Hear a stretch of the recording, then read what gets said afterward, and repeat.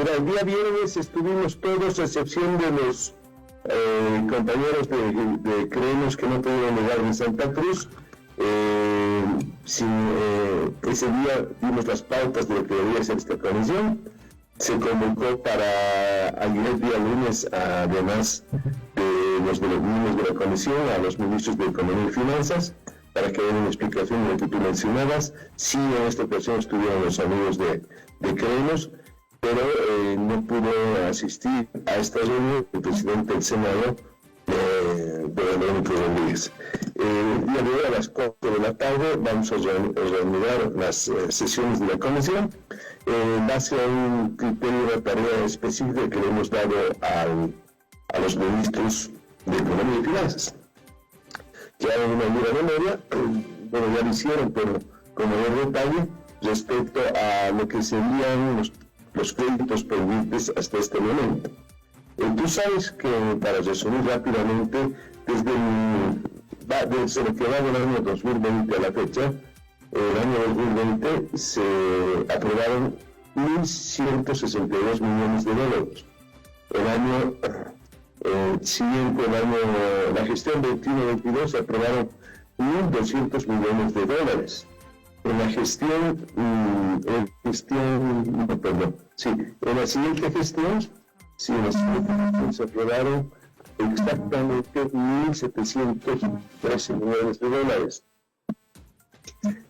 La gestión 2023-2024 fueron aprobadas la mayoría de los créditos. Sin embargo, de los 4.000 millones de dólares aprobaron los que entraron al diputados del Senado por 814 millones de dólares. Y están pendientes de alguna manera 930 millones de dólares.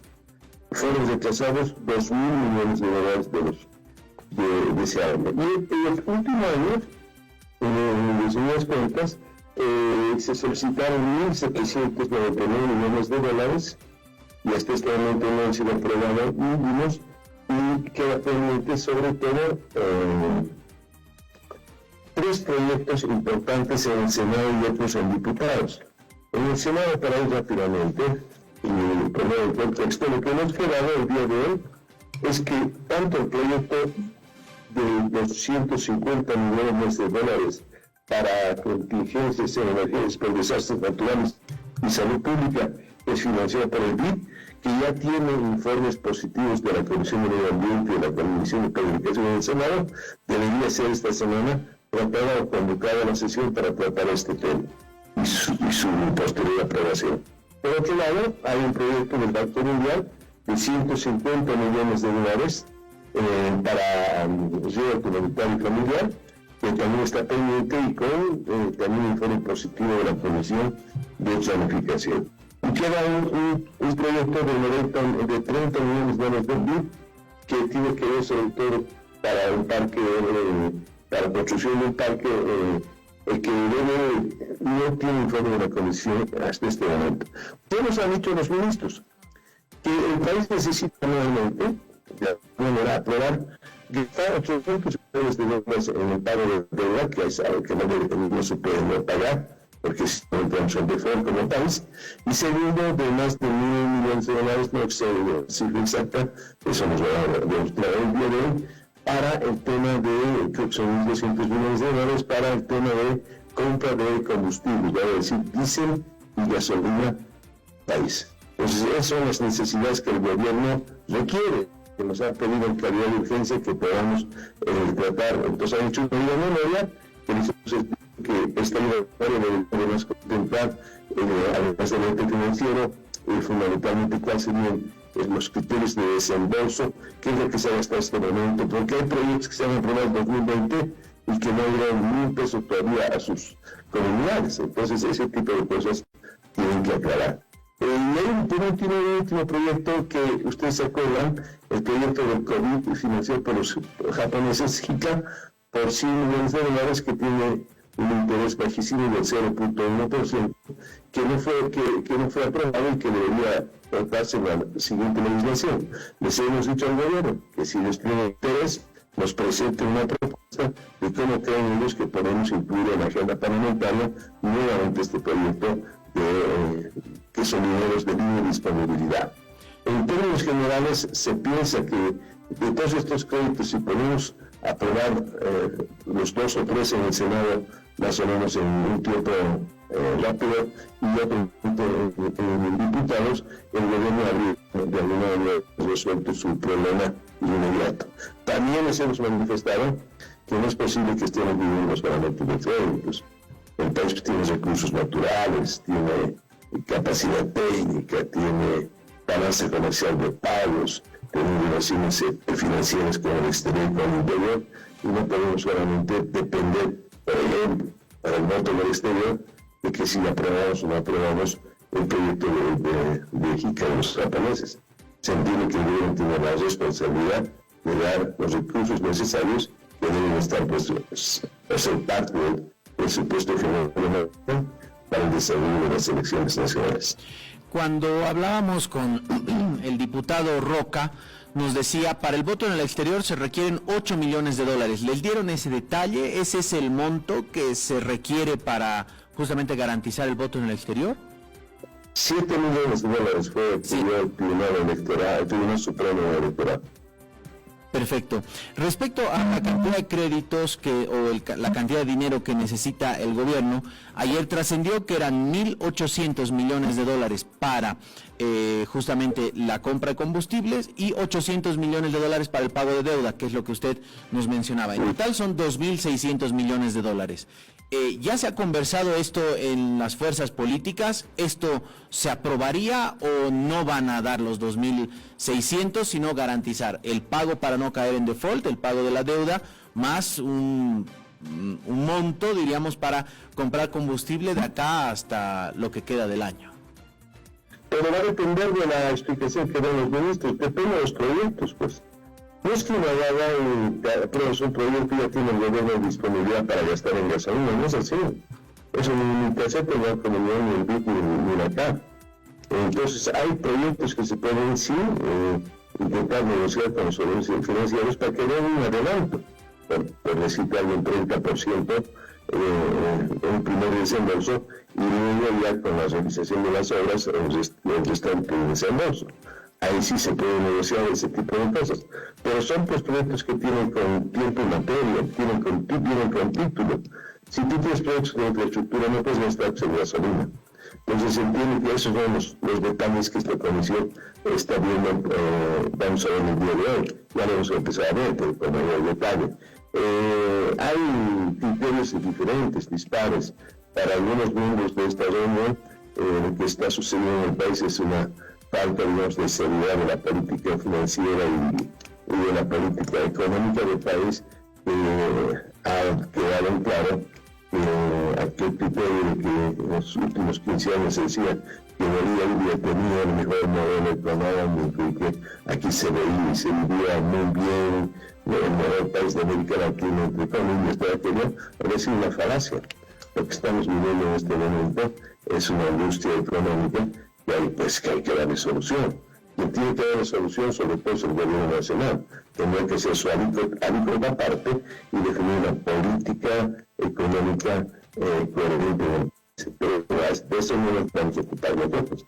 Solamente podemos coadyuvar con la aprobación de algunos proyectos o créditos. Pues no quiere decir que les vamos a dar piedra libre. Aquí cada proyecto tiene que ser justificado. Si no está justificado, difícilmente el Parlamento Nacional nos vamos a animar a aprobar, o sea, darle una tarjeta en blanco al gobierno nacional. Pero sí, hay casos como los que te he mencionado que ya debemos intentar aprobar con este proyecto de 250 millones del BID para el Senado y el otro de 150 millones también en el Senado con un ente financiero del Banco Mundial. Senador, usted mencionaba... Y hará un cronograma de cuáles otros actuamos, en cuáles otros nos podemos poner de acuerdo. Hay un plan de coordinación de fuerzas también que hay que ver, no todo el mundo está interesado en aprobar los créditos. La oposición, vamos a ser respetuosos de la firma que nos permite el Tribunal Electoral, pero eso no quiere decir que, por ejemplo, el sector terrorista quiera aprobar, el sector terrorista no quiere aprobar ni un crédito más. Justamente sobre eso también hay otro sector, diríamos, dentro del movimiento al socialismo, que es el androniquista. Usted nos mencionaba, ayer el presidente de la Cámara de Senadores no estuvo. El jueves estuvo en la reunión, pero en calidad de candidato, no de presidente del Senado, porque como presidente del Senado estuvo justamente la senadora Gladys. La pregunta es, el viernes estuvo en la reunión Andrónico Rodríguez. ¿Qué dijo? Sí, estuvo. ¿Dijo que va a manifestar? Él ha manifestado el mismo criterio que la mayoría hemos manifestado, que sí hay que tomar en cuenta que hay que aprobar algunos créditos importantes y que lo otro hay que ver en función de los detalles que te mencioné. Por eso nos conformó esta comisión. Yo creo que es positiva la respuesta que dio Andrónico Rodríguez. Por eso nos extraña que el día de ayer no haya ido. Tengo el conocimiento, hablé con el secretario general del Senado y él me ha manifestado que esta tarde va a estar Andrónico Rodríguez en la reunión, que es fundamental que esté para ponerse de acuerdo, podemos convocar a la sesión para el tratamiento de algunos proyectos que ya tienen informes de comisiones y que no habría ningún justificativo para no aprobar. Una pregunta, senador, ¿en algún momento se habló de algún tipo de plan de austeridad en paralelo a la aprobación de estos créditos? ¿Por qué le pregunto esto? Escuchábamos las declaraciones, por ejemplo, de un diputado del sector evista, pero creo que ahora es androniquista, que se llama Freddy López, y decía, vamos a proponer aprobar los créditos, pero siempre y cuando haya una reducción de los salarios de los altos cargos en el gobierno. ¿Se habló de esto? ¿En algún momento se planteó un plan de ajuste, de austeridad en los altos cargos del Ejecutivo, por ejemplo? Digamos, explícitamente no se dijo eso. Lo que sí se dijo es que un análisis de la coyuntura económica del país se sugirió y se dijo, no se puede estar pidiendo créditos específicos que al final el país paga. Y sin embargo, el presidente está inaugurando casas específicas que no vienen al caso. El país necesita resolver su ciudad. ¿Qué es lo urgente y qué es lo importante? Pues es lo que queremos ver. ¿Qué es lo urgente? Para decir que ya es un problema existencial. ¿Y qué es lo importante? Eso implicaría una agenda parlamentaria de aquí hasta noviembre que define exactamente las temáticas a considerar y los créditos a discutir para su aprobación. Pero no, se le ha dicho al gobierno nacional que tiene la misión, y ya te había comentado, de generar claridad en las políticas económicas del país, tener que decir algo. Así como en algún momento tuvimos momentos en la década de los años 80, el doctor Paz dijo el país en los nueve y que planteó, algo tendrá que decir el gobierno, no queremos que haya un 21 sobre 60, pero algo tendrá que decir respecto a por dónde va a marchar la economía del país. No es suficiente decir necesito los créditos y somos los malos, somos de la Asamblea Plurinacional, no es así. Nosotros vamos a aprobar en la medida de lo que el país requiere, necesite, pero no vamos a dar una carta blanca, un cheque en blanco al gobierno nacional. Tienen que ser bien explicados los mecanismos pertinentes y al mismo tiempo le estamos pidiendo al gobierno que pueda tener claridad en el rumbo de la economía nacional de aquí hasta su salida del gobierno en el de este año. Senador, ¿y qué pasa con aquellos diputados y senadores disidentes que diríamos ya no forman parte de la estructura formal o más bien sí están en la estructura formal porque son todavía legisladores de comunidad ciudadana, pero ya no responden de repente a las directrices, han convertido en facciones? Ayer hablábamos justamente con legisladores a propósito de aquello. Hay facciones en las tres fuerzas políticas. ¿Qué hay de ellos? ¿Están también en esta sintonía que usted menciona, en la sintonía de la reunión del viernes?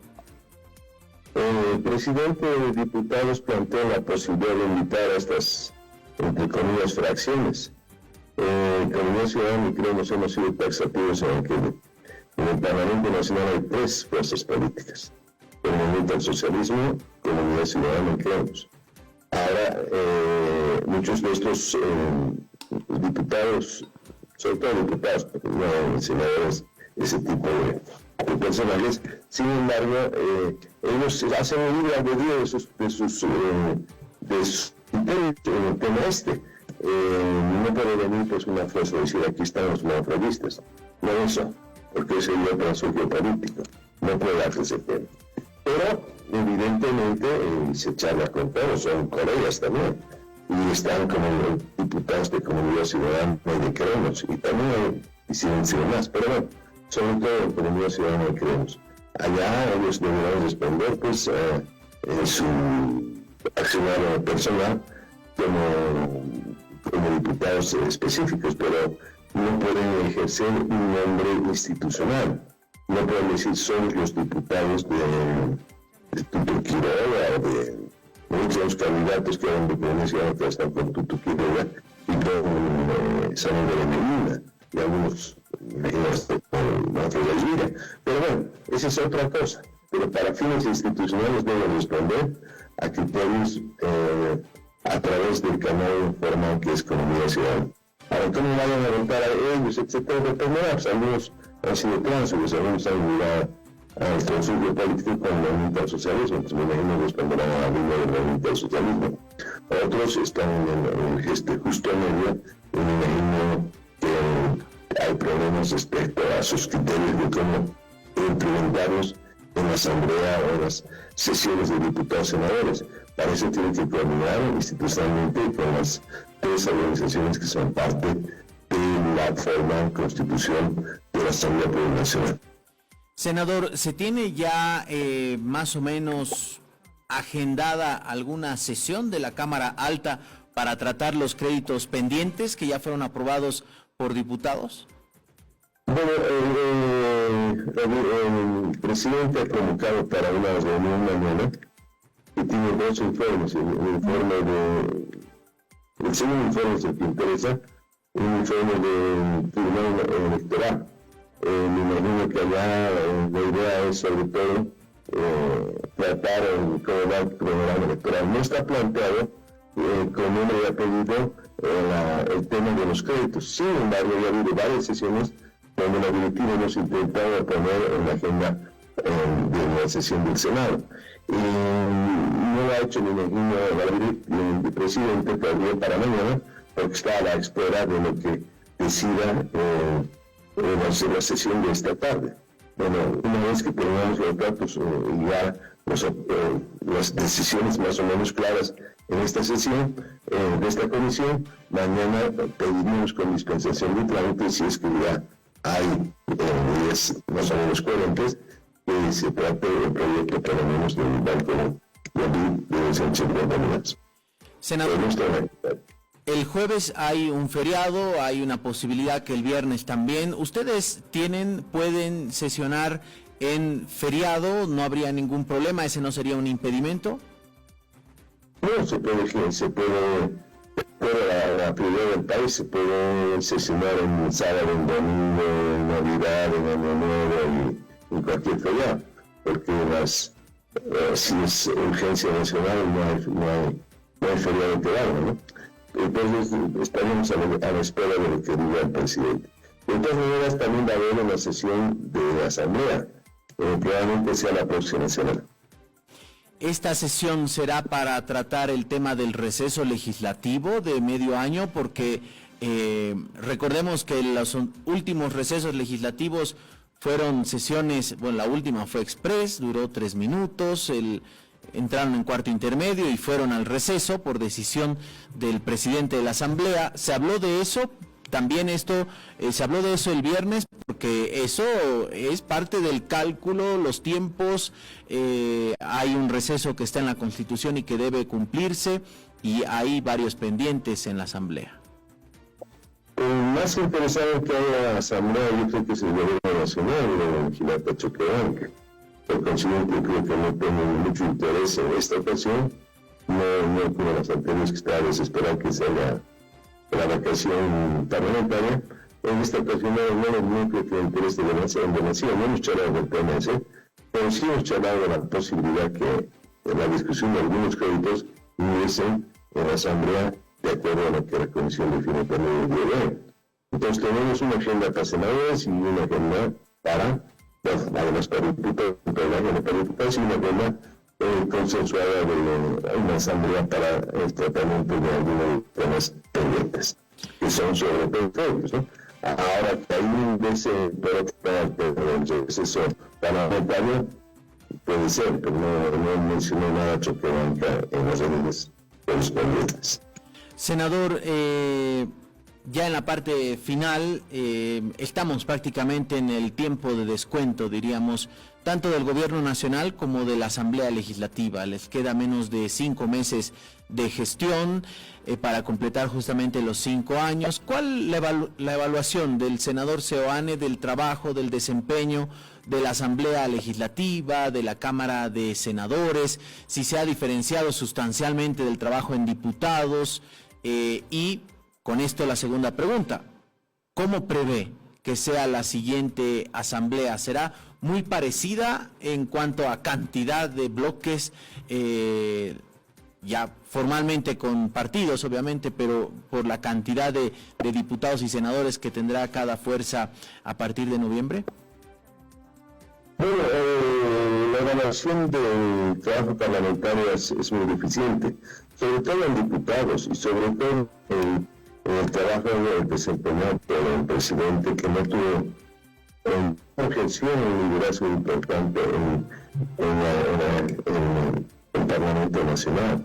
En diputados fue permanentemente un conflicto, no se reunían, no sesionaban.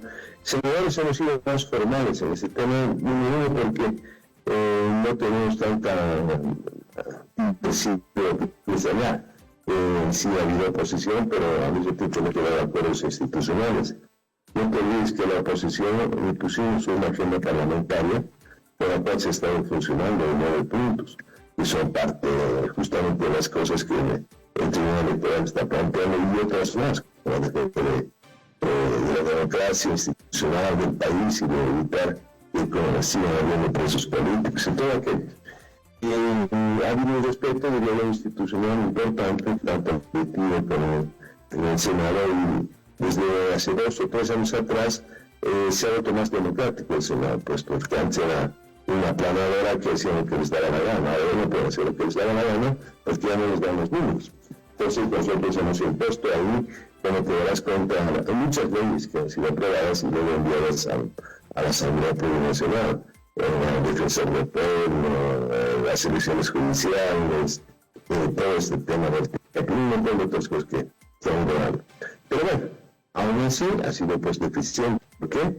Porque ha habido una intromisión además del Poder Judicial, del Poder Ejecutivo. Aquí se han acostumbrado a que el Parlamento es el filial de cola del Gobierno Nacional y de la justicia y de los autoridades. En esa pues tiene que tener su propio guión, su propio poder específico, el poder legislativo. Pero bueno, eso ha hecho que la nación sea pues muy complicada. Ya el futuro dirá exactamente qué es lo que digamos. Si uno puede decir muchísimas cosas más, pero forma de justicia. Hay una agenda bellísima para desarrollar, pero no tiene interés en el gobierno nacional, entonces boicotear. Y bueno, no hemos podido imponer, la oposición también es una autocrítica, no hemos podido imponer algún tipo de trabajo legislativo más importante, sobre todo en tema de fiscalización. Pero avancemos, intentemos avanzar en aquello. ¿Cómo veo la próxima Asamblea Nacional? Muy complicada, pues. Tenemos 10 o 11 candidatos, imagino que la alícuota por cada candidato en esta legislatura tuvimos solamente 3 partidos parlamentarios, además, como el Ciudadano, creemos. En esta asamblea que viene, algo va a pasar. No va a tener el número tan grande de parlamentarios en el movimiento al socialismo, no creo que tenga. Va a tener más juego político tanto los dos partidos de la oposición. Con eso podrán intentar hacer algo más democrático. Sin embargo, si esto hace que aparezcan, por ejemplo, 5 o 6 partidos con representación en el Parlamento Nacional, esto va a ser una tierra de nadie. Esperemos que esto no conlleve a graves problemas nacionales. Pero bueno, a mí tiempo quiero confiar que la democracia va a permitir un cambio del ciclo político, vendrán nuevos tiempos en el país y también nuevas mayorías nacionales que permitan al país darle una asamblea plurinacional más plural, más democrática, más comprometida a la labor de fiscalizar y legislar. Ayer Erwin Bazán, diputado de Creemos, decía ojalá que el Parlamento recupere la capacidad de de hablar, de negociar, porque esa se convierte sobre esa es la base justamente del trabajo del Parlamento o de la Asamblea Legislativa Plurinacional. Usted, senador, ¿cuándo cree que se perdió esa capacidad? ¿En qué momento del gobierno actual se decidió prescindir de la Asamblea? ¿Fue algo al arranque o fue cuando, por ejemplo, censuraron a Eduardo del Castillo y de ahí vino la decisión de una Sala Constitucional de la Paz que les impidió seguir interpelando a los ministros y ministras? Tiene dos procesos. El primero con la hegemonía, diría yo, casi absoluta del nazismo en la época de Evo Morales, donde el presidente del Parlamento, que era Álvaro García de Lara, se volvió un primer ministro. Entonces fue lo que venía a dar razones que es lo que en qué deberían votar. No había con quién discutir, fueron todos los demás, ¿no? La pasión tuvo muy poca gente. Al comienzo no van a tener nada, después, cuando ya hubo una hegemonía de más del 50-60% de más, ahí no había nada que hacer. Y posteriormente ya el tema de evitar los 2 tercios que se veían venir, nos quitaron los 2 tercios, por eso creo que en la Copa Juvenil, que no me parecen de los más democráticos, le quitó el manejo de los 2 tercios al Parlamento Nacional y luego vinieron problemas como este que tú mencionas, donde la justicia empezó a jugar su rol y empezó a jugar su rol para quitarle poder y quitarle prerrogativas al Parlamento Nacional. Bueno, lo que se trata es de que los poderes sean totalmente independientes y que sean separados. Así el país va a funcionar, será institucionalizar la democracia. Si no, eso se ven gobiernos autoritarios como el que tenemos, como si no estaban de acuerdo con lo que una ley que sacara el Parlamento, pues agarraron al Tribunal Constitucional y declararon esa ley. Ese tipo de cosas son las que han ido pasando y han distorsionado profundamente la democracia boliviana. Una última, no era parte del tema para la entrevista, pero aprovecho la oportunidad ya que estamos hablando de la institucionalidad. Desde la Asamblea Legislativa, ¿van a hacer algo respecto a esta investigación que ahora pesa sobre el exministro César Siles por el supuesto caso de consorcio, una coordinación con otros poderes del Estado para, decía el presidente del Tribunal Supremo de Justicia, dar un golpe y bajar a quien fue electa en las elecciones judiciales, Fanny Coaquira, del Tribunal Supremo de Justicia, y poner al suplente, esto en coordinación con un juez de Coroico y el Tribunal Constitucional, según un audio que trascendió ayer? ¿Van a hacer algo, alguna petición de informe, una comisión de investigación, o no se ha hablado todavía al respecto? Vamos a hablar, pero con toda seguridad. Se viene una agenda respecto al tema de la intervención de la justicia, del Poder Ejecutivo en la justicia boliviana. Yo creo que esto podrá meditar desde peticiones de informe oral hasta interpelaciones y hasta juicios de responsabilidad. Pero veremos tiempo al tiempo y que tanto diputados y senadores presenten las propuestas específicas al respecto. Pero que es imposible que se calle el Parlamento Nacional respecto a semejante denuncia que se está haciendo, ¿no?